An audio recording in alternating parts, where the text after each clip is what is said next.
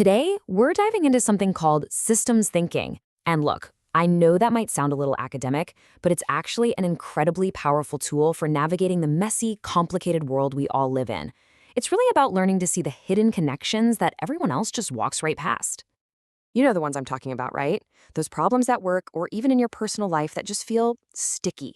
They're tangled. You push on one part of the problem and something totally unexpected breaks over here. It feels like you're playing whack-a-mole, and it is absolutely exhausting. Well, there's a reason for that. We're living in what one researcher, David Burdish, calls the Badlands.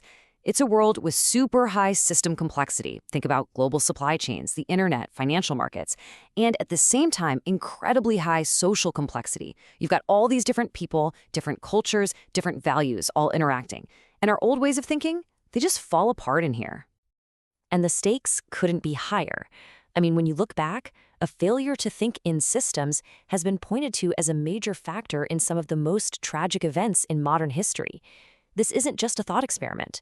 Getting this wrong has devastating real-world consequences. So what's the deal? Well, here's the core of it. Our brains evolved to see simple, straight lines. A causes B. If I do this, that happens. But the world we've built doesn't work that way anymore. In reality, A causes B, which then circles back and changes A, all while being influenced by C, D, and E in a huge interconnected web. Our simple linear brains are just outgunned by a complex, nonlinear world. Okay, so what do we do about it? How do we even begin to operate in these badlands? Well, it all starts with a choice, a really fundamental shift in our mindset that we have to make every single time we're faced with one of these complex challenges. And you might not even know you're making this choice, but your gut reaction, your very first instinct, it reveals your default setting. Are you focused on the situation itself, or are you focused on how you can respond to it? And this really breaks it down into two stances. On one side, you have the knower. The knower's first question is always, whose fault is this? They look for someone to blame, a reason to avoid responsibility, a way to deny the problem. But then you have the learner. The learner looks inward. Their first question is, okay, what can I do differently here? They're willing to admit they don't have all the answers, and their main goal is just to understand what's really going on. This quote from Brian Hinken just nails it with a baseball analogy. Think about it. The knower is the batter who strikes out and immediately blames the umpire's bad call, or the sun in his eyes, or maybe even the bat. The learner? The learner strikes out, walks back to the dugout, and thinks, okay, I need to get back in the batting cage, I need to work on my swing. So becoming a learner sounds great, right? But how do we actually do it? This is so much more than just having a positive attitude. It's about building a concrete, complete skill set, things you can actually practice, measure, and get better at over time. And this is the most important thing to remember. Systems thinking is not some magical gift that you're either born with or you're not. It's a discipline. It's a craft. You can learn it just like you'd learn to play the guitar or speak a new language. You're just training your brain to see the music behind the noise. And luckily, we don't have to start from scratch. Researchers Ross Arnold and John Wade have laid out this fantastic framework that breaks the whole thing down into 4 clear, connected domains of thinking. It's like a roadmap to mastery.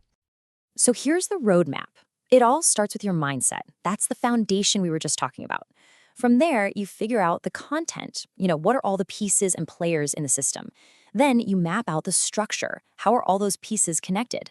And finally, you can start to understand the behavior, the patterns that emerge when all those parts start interacting with each other. So let's start at the beginning. The mindset domain is all about how you show up to the problem. It's your whole philosophy. Without this foundation, none of the other fancy tools or techniques are going to work. It's what gets you in the game. And this isn't just fuzzy stuff. These are real skills. It means you are actively going out and looking for different perspectives, especially from people you don't agree with.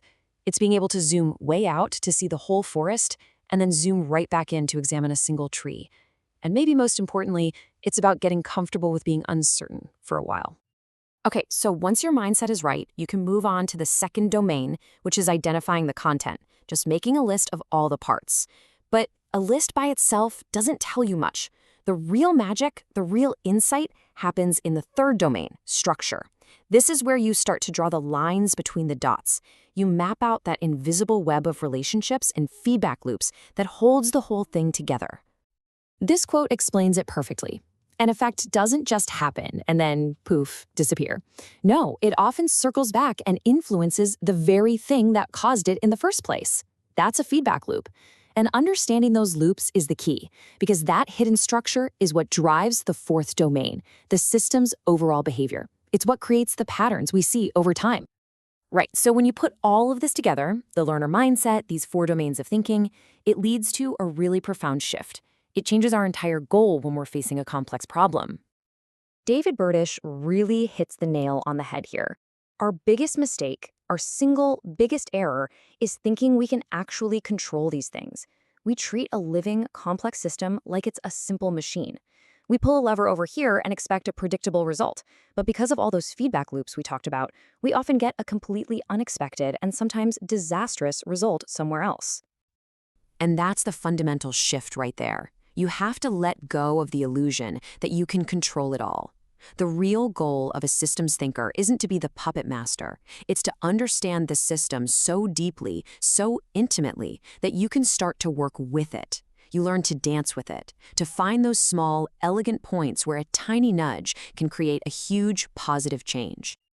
Of course, that's the million-dollar question, isn't it? This all sounds really nice, this whole idea of understanding and learning, but does it actually help people perform better? Does it lead to real results? Well, the research is pretty clear. Absolutely, yes. One study by Mazardiani and Maharaj put people in a complex business simulation, and they found a direct link. The top performers weren't the ones who just thought more. No, they engaged in more high-level systems thinking. They spent their brainpower trying to understand the structure and predict the behavior of the system, not just reacting to events. So that's really the big takeaway from the data. Winning in a complex world isn't about working harder. It's about thinking smarter.